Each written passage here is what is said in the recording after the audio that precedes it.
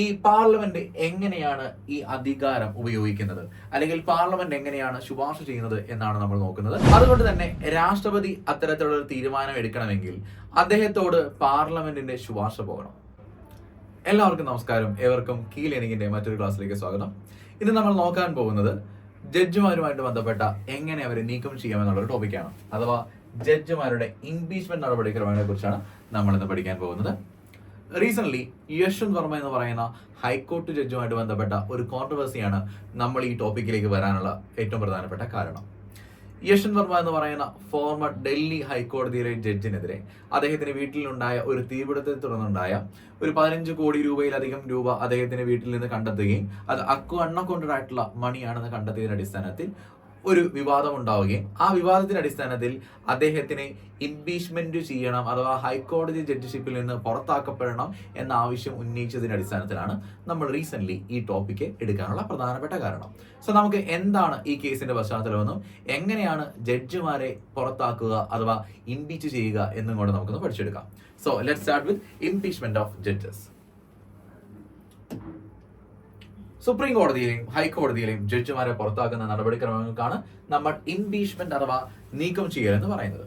So ഇവിടെ എങ്ങനെ നീക്കം ചെയ്യുന്നു, ആര് നീക്കം ചെയ്യുന്നു എന്നുള്ളതാണ് ആദ്യമേ അറിയേണ്ട കാര്യം. ജഡ്ജിമാരെ നീക്കം ചെയ്യാൻ അധികാരമുള്ളത് രാഷ്ട്രപതിക്കാണ്. ഇന്ത്യയുടെ രാഷ്ട്രപതി ആരാണോ, നമ്മുടെ രാഷ്ട്രപതി ആരാണോ അഥവാ പ്രസിഡന്റ് ആരാണോ അദ്ദേഹത്തിനാണ് ഇന്ത്യയിലുള്ള ഹൈക്കോടതിയിലെ ആണെങ്കിലും സുപ്രീം കോടതി ജഡ്ജിമാരെ ആണെങ്കിലും നീക്കം ചെയ്യാൻ അധികാരമുള്ളത്. പക്ഷേ രാഷ്ട്രപതി എന്ന് പറയുന്ന വ്യക്തി ഇന്ത്യയിൽ വിവേചനാധികാരം വളരെ കുറവുള്ള ഒരു വ്യക്തിയാണ്. സ്വന്തമായിട്ടുള്ള തീരുമാനങ്ങൾ എടുക്കാൻ അധികാരങ്ങൾ വളരെ കുറവുള്ള വ്യക്തിയാണ് അദ്ദേഹം എന്നതുകൊണ്ട് തന്നെ അദ്ദേഹം ഒരു നാമമാത്രമായിട്ടുള്ള പദവിയാണ് അലങ്കരിക്കുന്നത്. അതുകൊണ്ട് തന്നെ രാഷ്ട്രപതി അത്തരത്തിലുള്ള ഒരു തീരുമാനം എടുക്കണമെങ്കിൽ അദ്ദേഹത്തോട് പാർലമെന്റിന്റെ ശുപാർശ പോകണം. പാർലമെന്റ് ശുപാർശ ചെയ്തതിന്റെ അടിസ്ഥാനത്തിൽ മാത്രമേ രാഷ്ട്രപതിക്ക് ജഡ്ജിമാരെ പുറത്താക്കാനുള്ള അധികാരമുള്ളൂ. സോ രാഷ്ട്രപതിയുടെ വിവേചനാധികാരമല്ല ജഡ്ജിമാരെ പുറത്താക്കൽ എന്ന് പറയുന്ന വിഷയം എന്ന് പറയുന്നത്. അങ്ങനെയാണെങ്കിൽ ഈ പാർലമെന്റ് എങ്ങനെയാണ് ഈ അധികാരം ഉപയോഗിക്കുന്നത്, അല്ലെങ്കിൽ പാർലമെന്റ് എങ്ങനെയാണ് ശുപാർശ ചെയ്യുന്നത് എന്നാണ് നമ്മൾ നോക്കുന്നത്. പാർലമെന്റ് അത്തരത്തിൽ ശുപാർശ ചെയ്യുമ്പോൾ പാർലമെന്റിന്റെ ഇരുസഭകളായിട്ടുള്ള ലോകസഭയുണ്ട്, രാജ്യസഭയുണ്ട്. പാർലമെന്റിന്റെ പ്രധാനപ്പെട്ട ഇരുസഭകളാണ് ലോകസഭ, രാജ്യസഭ. ഈ ലോകസഭയിലും രാജ്യസഭയിലും പ്രത്യേക ഭൂരിപക്ഷത്തിന്റെ അടിസ്ഥാനത്തിൽ ഇരുസഭകളും പ്രമേയം പാസ്സാക്കിയിരിക്കണം. ലോകസഭയും പ്രത്യേക ഭൂരിപക്ഷത്തിന്റെ അടിസ്ഥാനത്തിൽ പ്രമേയം പാസ്സാക്കണം, രാജ്യസഭയും പ്രത്യേക ഭൂരിപക്ഷത്തിന്റെ അടിസ്ഥാനത്തിൽ പ്രമേയം പാസ്സാക്കിയിരിക്കണം. ഈ രണ്ട് പ്രമേയത്തിന്റെ ശുപാർശയ്ക്ക് അടിസ്ഥാനത്തിലായിരിക്കും രാഷ്ട്രപതി ഈ വ്യക്തിയെ അല്ലെങ്കിൽ ജഡ്ജിമാരെ പുറത്താക്കുന്ന കാര്യത്തിൽ ഒപ്പുവെക്കുന്നത്. അങ്ങനെയാണെങ്കിൽ എന്താണ് കാരണം, ഇവരെ പുറത്താക്കാനുള്ള കാരണം എന്താണെന്നാണ് നമ്മൾ നോക്കുന്നത്. നീക്കം ചെയ്യാൻ പ്രധാനപ്പെട്ട 2 കാരണങ്ങളേ ഉള്ളൂ. ഒന്ന്, തെറ്റായിട്ടുള്ള പെരുമാറ്റം, proved misbehaviour, and at the same time കഴിവില്ലായ്മ അഥവാ ഇൻകപ്പാസിറ്റി. പ്രൂവ്ഡ് മിസ്ബിഹേവിയർ അഥവാ ഇൻകപ്പാസിറ്റി, ഈ 2 കാര്യങ്ങളാണ്, അല്ലെങ്കിൽ 2 കാര്യത്തിന്റെ അടിസ്ഥാനത്തിലാണ് സുപ്രീം കോർട്ടിലെയും ഹൈക്കോർട്ടിലെയും ജഡ്ജിമാരെ പുറത്താക്കാൻ സാധിക്കുന്നത്. ഒന്ന്, തെറ്റായ പെരുമാറ്റം, കഴിവില്ലായ്മ.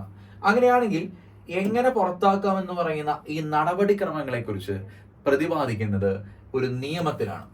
പുറത്താക്കാൻ പറ്റുന്ന പ്രോസസ്സിനെ കുറിച്ച് പറയുന്നത് നിയമത്തിലാണ്. എങ്ങനെ പുറത്താക്കാം എന്ന കാര്യം ഭരണഘടനയിൽ പറയുന്നു. പാർലമെന്റ് ശുപാർശ ചെയ്യണം, രാഷ്ട്രപതി ഒപ്പുവെക്കണം എന്നുള്ള കാര്യം, പ്രത്യേക ഭൂരിപക്ഷം വേണമെന്ന് ഭരണഘടനയിൽ പറയുന്നുണ്ടെങ്കിലും ഇതിന്റെ ഭാഗമായിട്ട് ഉൾപ്പെടുന്ന നടപടിക്രമങ്ങളെ കുറിച്ച് ഭരണഘടനയിൽ പറയുന്നില്ല.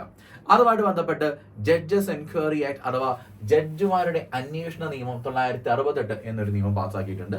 പാർലമെന്റ് പാസ്സാക്കിയ നിയമമാണ്. ഈ നിയമത്തിൽ പറഞ്ഞിരിക്കുന്ന ഒരു 7 സ്റ്റെപ്പ് പ്രോസസ് ഉണ്ട്. ഈ പ്രോസസ്സിലൂടെയാണ് ജഡ്ജിമാരെ പുറത്താക്കുക. So let's start with the first process or the first step.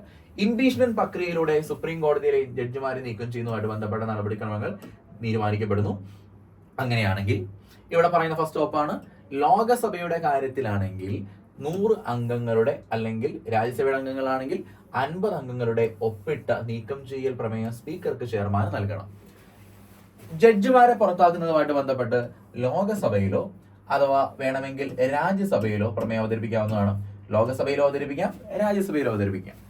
ലോകസഭയിൽ അവതരിപ്പിക്കപ്പെടണമെങ്കിൽ ലോകസഭയിലുള്ള 100 Lok Sabha എംപിമാരുടെ ഒപ്പ് വേണം. അഥവാ 100 ലോക്സഭ എംപിമാര് നോട്ടീസ് കൊടുക്കണം. ആ നോട്ടീസ് ലോകസഭയിലാണ് കൊടുക്കുന്നതെങ്കിൽ അത് കൊടുക്കേണ്ടത് സ്പീക്കർക്കാണ്. രാജ്യസഭയിലാണ് ഈ പ്രമേയം അവതരിപ്പിക്കുന്നതെങ്കിൽ അതുമായിട്ട് ബന്ധപ്പെട്ട് 50 രാജ്യസഭാ എം പിമാര് ഒപ്പിടുകയോ 50 രാജ്യസഭ എം പിമാര് നോട്ടീസ് കൊടുക്കണം. ആർക്കാണ് നോട്ടീസ് കൊടുക്കേണ്ടത്? രാജ്യസഭയിലെ ചെയർപേഴ്സണ് അഥവാ ചെയർമാന്, രാജ്യസഭയിലെ ചെയർമാന്. ഈ നോട്ടീസ് കൊടുക്കുന്നത് ലോക്സഭയിലെ ആണെങ്കിൽ ലോക്സഭാ സ്പീക്കർക്കാണ് നോട്ടീസ് കൊടുക്കുന്നത്. അങ്ങനെയാണെങ്കിൽ ലോക്സഭാ സ്പീക്കറുടെ അനുമതിയാണ് വേണ്ടത്. രാജ്യസഭയിലാണെങ്കിൽ രാജ്യസഭ ചെയർമാന്റെ അനുമതിയാണ്. ഈ സ്പീക്കർക്കും ചെയർമാനും അനുമതി നിഷേധിക്കാവുന്നതാണ്. അനുമതി കൊടുക്കാനും അനുമതി നിഷേധിക്കാനുമുള്ള അവകാശം ഈ സഭകളുടെ പ്രിസൈഡിംഗ് ഓഫീസേഴ്സ് ആയിട്ടുള്ള സ്പീക്കർക്കുമുണ്ട്, ചെയർമാനുമുണ്ട്. അങ്ങനെ അനുമതി കിട്ടുകയാണെങ്കിൽ അടുത്ത സ്റ്റെപ്പ് എന്ന് പറയുന്നത്, അഥവാ മൂന്നാമത്തെ സ്റ്റെപ്പ് എന്ന് പറയുന്നത്, ഇതുമായിട്ട് ബന്ധപ്പെട്ട ആരോപണങ്ങളെ കുറിച്ച് അന്വേഷിക്കാനുള്ള ഒരു വിദഗ്ധ സമിതിയെ അപ്പോയിന്റ് ചെയ്യുക എന്നുള്ളതാണ്. ഒരു വിദഗ്ധ സമിതി അദ്ദേഹത്തിനെതിരായിട്ടുള്ള ആരോപണങ്ങൾ അന്വേഷിക്കും. അദ്ദേഹത്തിനെതിരായിട്ടുള്ള ആരോപണങ്ങൾ തെറ്റായിട്ടുള്ള നടപടിക്രമങ്ങളും അതോടൊപ്പം തന്നെ കഴിവില്ലായ്മയുമാണ്. ഇത് ശരിയാണോ തെറ്റാണോ എന്ന് അന്വേഷിക്കാൻ വേണ്ടി ഒരു വിദഗ്ധ സമിതിയെ രൂപീകരിക്കും. ആ വിദഗ്ധ സമിതിയിൽ 3 പേരാണ് ഉണ്ടാവുക. വിദഗ്ധ സമിതിയിൽ ഉണ്ടാവുന്ന 3 പേര് ആരൊക്കെയാണെന്ന് ചോദിച്ചു കഴിഞ്ഞാൽ, ഒന്ന് സുപ്രീം കോടതിയിലെ chief justice of India, supreme കോടതിയിലെ ചീഫ് ജസ്റ്റിസ് ഓഫ് ഇന്ത്യ, അല്ലെങ്കിൽ സുപ്രീം കോടതിയിലെ മറ്റൊരു ജഡ്ജ്. ആ വിദഗ്ധ സമിതിയിലെ ഒരാളെന്ന് പറയുന്നത് സുപ്രീം കോടതി ചീഫ് ജസ്റ്റിസ് ഓഫ് ഇന്ത്യ, അദ്ദേഹത്തിന് വരാൻ പറ്റിയില്ലെങ്കിൽ അല്ലെങ്കിൽ ഉൾപ്പെടുത്താൻ പറ്റിയില്ലെങ്കിൽ മറ്റൊരു സുപ്രീം കോടതി ജഡ്ജ്. രണ്ടാമത്തെ വ്യക്തി എന്ന് പറയുന്നത് ഹൈക്കോടതിയിലെ ചീഫ് ജസ്റ്റിസ് ആയിരിക്കണം. ഇന്ത്യയിൽ ഉണ്ടാവുന്ന 25 ഹൈക്കോടതികളിൽ ഏതെങ്കിലും ഹൈക്കോടതിയിലെ ഒരു ചീഫ് ജസ്റ്റിസ് ആയിരിക്കണം രണ്ടാമൻ. മൂന്നാമത്തെ ആള് ആരായിരിക്കണം? ഒരു വിശിഷ്ട നിയമജ്ഞനായിരിക്കണം. ഒരു വിദഗ്ധനായിട്ടുള്ള വിശിഷ്ട നിയമജ്ഞനായിരിക്കണം മൂന്നാമത്തെ ആള്. ഈ 3 പേരടങ്ങുന്ന കമ്മിറ്റി അദ്ദേഹത്തിനെതിരായിട്ടുള്ള ആരോപണങ്ങൾ അന്വേഷിക്കും. ആ ആരോപണത്തിന്റെ അടിസ്ഥാനത്തിൽ അദ്ദേഹം കുറ്റക്കാരനാണ് എന്ന് കണ്ടെത്തി കഴിഞ്ഞാൽ അടുത്ത നടപടികളിലേക്ക് പോകും. കുറ്റക്കാരനല്ല എന്ന് കണ്ടെത്തി കഴിഞ്ഞാൽ അദ്ദേഹത്തിന് പുറത്താക്കേണ്ട ആവശ്യകതയുണ്ടോ? ഇല്ല. സോ കുറ്റക്കാരനാണെന്ന് കണ്ടെത്തി കഴിഞ്ഞാലാണ് അടുത്ത നടപടികളിലേക്ക് പോകുന്നത്. സോ എന്താണ് അടുത്ത നടപടി?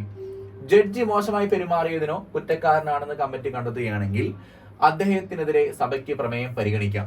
ഇനി ലോകസഭയും രാജ്യസഭയും അദ്ദേഹത്തിനെതിരെയുള്ള പ്രമേയം പരിഗണിക്കാൻ പോവുകയാണ്. അങ്ങനെയാണെങ്കിൽ പാർലമെന്റിന്റെ ഓരോ സഭകളും പ്രത്യേക ഭൂരിപക്ഷ പ്രകാരം പ്രമേയം പാസ്സാക്കണം. ലോകസഭ എന്ന് പറയുന്ന സഭ ഈ പറയുന്ന വ്യക്തിയെ പുറത്താക്കണമെന്ന് പറഞ്ഞുകൊണ്ട് ഒരു പ്രമേയം പാസ്സാക്കണം. ആ പ്രമേയം ലോക്സഭ പാസ്സാക്കി കഴിഞ്ഞാൽ അടുത്ത സഭയായിട്ടുള്ള രാജ്യസഭയ്ക്ക് അയച്ചു കൊടുക്കാം. രാജ്യസഭയ്ക്ക് അയച്ചു കൊടുത്തു കഴിഞ്ഞാൽ രാജ്യസഭയും ഈ പ്രത്യേക ഭൂരിപക്ഷ പ്രകാരം പ്രമേയം പാസ്സാക്കുകയാണ് വേണ്ടത്. എക്സാമ്പിൾ പ്രകാരം ലോകസഭയിലാണ് അവതരിപ്പിക്കപ്പെട്ടത്. ഇപ്പൊ എക്സാമ്പിൾ മാറ്റി ഞാൻ രാജ്യസഭയിലാണ് ഉൾപ്പെടുത്തുന്നതെങ്കിൽ അല്ലെങ്കിൽ രാജ്യസഭയിലാണ് ഇദ്ദേഹത്തിനെ പുറത്താക്കണമെന്ന് പറയുന്ന പ്രമേയം അവതരിപ്പിച്ചതെങ്കിൽ തീർച്ചയായിട്ടും രണ്ടാമത്തെ സഭ ആരായിട്ട് മാറും? ലോകസഭയായിട്ട് മാറും. സോ ലോകസഭയിലും വേണമെങ്കിൽ അവതരിപ്പിക്കാം, രാജ്യസഭയിലും വേണമെങ്കിൽ അവതരിപ്പിക്കാം, വ്യത്യാസമൊന്നുമില്ല. ഓക്കെ. പക്ഷെ അവതരിപ്പിക്കുന്ന സമയത്ത് അവതരിപ്പിക്കുന്നതുമായിട്ട് ബന്ധപ്പെട്ട എത്ര പേരുടെ പിന്തുണ വേണം, എത്ര പേരുടെ ഒപ്പ് വേണം എന്നത് മാത്രമാണ് വ്യത്യാസം ഉണ്ടാവുള്ളൂ. അങ്ങനെ ലോകസഭയും രാജ്യസഭയും ഇരു സഭകളിലും പ്രത്യേക ഭൂരിപക്ഷ പ്രകാരം പ്രമേയം പാസ്സാക്കുകയാണെങ്കിൽ അടുത്തതായിട്ട് ചെയ്യേണ്ട പ്രോസസ്സാണ് രാഷ്ട്രപതിക്ക് ആ പ്രമേയം കൊടുക്കുകയും രാഷ്ട്രപതി ആ പ്രമേയത്തിൽ ഒപ്പുവെക്കുകയും ചെയ്യണം. രാഷ്ട്രപതി പ്രമേയത്തിൽ സൈൻ ചെയ്യുകയും വേണം. അങ്ങനെ സൈൻ ചെയ്യുന്ന നിമിഷം ഇദ്ദേഹം പുറത്താക്കിയതായിട്ട് അല്ലെങ്കിൽ സുപ്രീം കോടതിയിലെയോ ഹൈക്കോടതി ജഡ്ജിനെയോ ഇംപീച്ച് ചെയ്തതായിട്ട് കണക്കാക്കും. അങ്ങനെ ഇതുവരെയായിട്ടും ഇന്ത്യയിൽ ഒരു സുപ്രീം കോടതി ജഡ്ജിനെയും പുറത്താക്കിയിട്ടില്ല, ഒരു ഹൈക്കോടതി ജഡ്ജിനെയും പുറത്താക്കിയിട്ടില്ല. പക്ഷേ ഇന്ത്യയിൽ വി രാമസ്വാമി എന്ന് പറയുന്ന സുപ്രീം കോടതി ജഡ്ജ് ഇംപീച്ച്മെന്റ് നടപടിക്രമങ്ങളിലൂടെ കടന്നുപോയ വ്യക്തിയാണ്. ആദ്യത്തെ സുപ്രീം കോടതി ജഡ്ജാണ്. ഇംപീച്ച്മെന്റ് നടപടി നേരിട്ട ആദ്യത്തെ സുപ്രീം കോടതി ജഡ്ജ് ആരാണെന്ന് ചോദിച്ചു കഴിഞ്ഞാൽ ജസ്റ്റിസ് വി രാമസ്വാമിയാണ്. ആദ്യത്തെ ഹൈക്കോടതി ജഡ്ജ് ആരാണെന്ന് ചോദിച്ചു കഴിഞ്ഞാൽ ജസ്റ്റിസ് സൗമിത്ര സെൻ. ഇന്ത്യയിൽ ഇംപീച്ച്മെന്റ് നടപടി നേരിട്ട ആദ്യ ഹൈക്കോടതി ജഡ്ജ് സൗമിത്ര സെൻ. സോ ഈ 2 പേരുകളും നിങ്ങളൊന്ന് ഓർത്ത് വെക്കണം. അതോടൊപ്പം തന്നെ ചില സമയങ്ങളിൽ അല്ലെങ്കിൽ ചില സാധ്യതകളുണ്ട്. ജസ്റ്റിസ് യശ്വന്ത് വർമ്മ ഇംപീച്ച്മെന്റ് നടപടി നേരിടാനുള്ള എല്ലാ സാധ്യതകളും കാണുന്നു.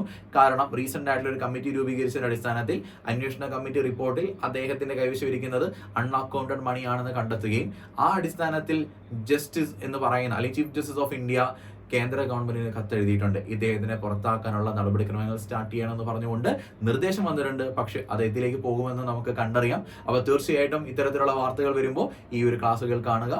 തീർച്ചയായിട്ടും നിങ്ങൾക്ക് ഈ ക്ലാസ് കൊണ്ട് ഉപകാരപ്പെട്ടു എന്ന് വിശ്വസിക്കുന്നു. വീണ്ടും മറ്റൊരു ക്ലാസ്സുമായിട്ട് പ്രധാനപ്പെട്ട ഒരു വിഷയമായിട്ട് ഞങ്ങൾ വീണ്ടും വരുന്നതായിരിക്കും. എല്ലാവർക്കും നന്ദി, നമസ്കാരം and thank you so much.